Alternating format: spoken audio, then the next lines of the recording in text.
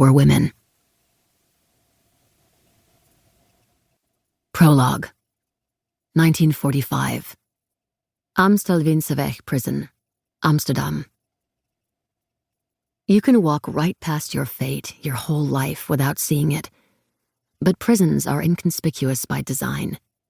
The Amstelveense prison occupies an entire city block, hewn out of slabs of pitted grey stone, like something built for a pharaoh.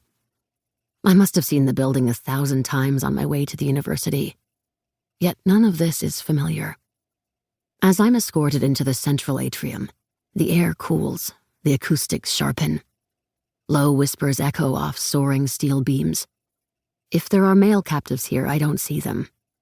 Instead, women of all ages, from lanky teenagers to the hunched and elderly, are grouped by 2s and 3s in their cells, talking or praying, trying to sleep.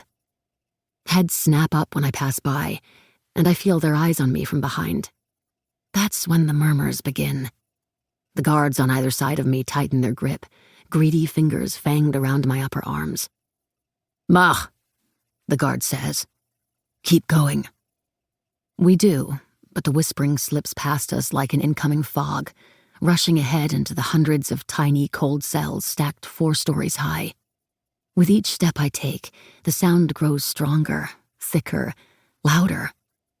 The shuffle of women moving to the bars of their cells to watch, the clang of a shaken cell door, metal banging on metal. Something is growing. Somewhere high above me I hear clapping. "Ruhe," a guard above us says. Silence. There is silence, for a moment. Then, across the atrium on another floor, 2 inspired souls let out a low whoop. The fog unfurls itself everywhere, swirling around us in the quietest of uproars, a floating, growing mist of righteousness. The sound of hope. Even here, in this place. By the time I reach the end of the walkway, the women are greeting me by name. "Hannie, Hannie, het meisje met het rode haar, Hannie Schaft." The girl with the red hair. Hannie. I don't acknowledge them. When I pass the last cell, I pause to look inside. An older woman with deep-socketed eyes and long, uncombed hair rests on a cot, one knobby shoulder against the cell's cold wall for support. Her skin is ashen, and with her eyes closed, she looks dead. They slowly open. She sees me. I see her. Somehow this corpse lifts her claw of a trembling hand. I've never met her, but I know her. Too weak to stand, she raises one bony fist in salute. "Verzet," she whispers. Resist. I intend to. Part 1. Ozo. 1940 to 1943. Amsterdam. Chapter 1. Autumn, 1940. I wasn't always an only child. Sitting on the chipped sink before me, the silver bird waits, frozen in flight, a silhouette like a bomber plane with 2 wings outstretched, tail swirling into a flirtatious spiral. A sparrow. I'd tried it on the last time I went to a music concert. Months ago. It was Annie's pin, of course. Father gave it to her after the real sparrow flew away.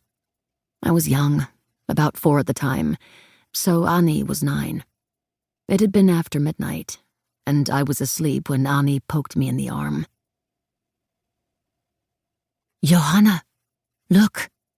Holding a candle in one hand, she pointed with the other to the floor beside the bed we shared. There stood a small brown and gray bird, his head cocked to look at us as if listening to Annie's words. He peeped. I gasped, and Annie threw her hand across me. "Shh! Let him fly out the window," I said.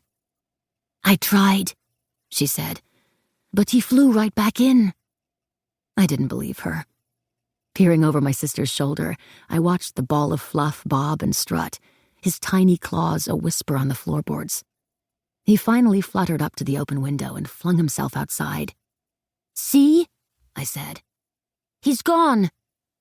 But half a second later, the bird was back at the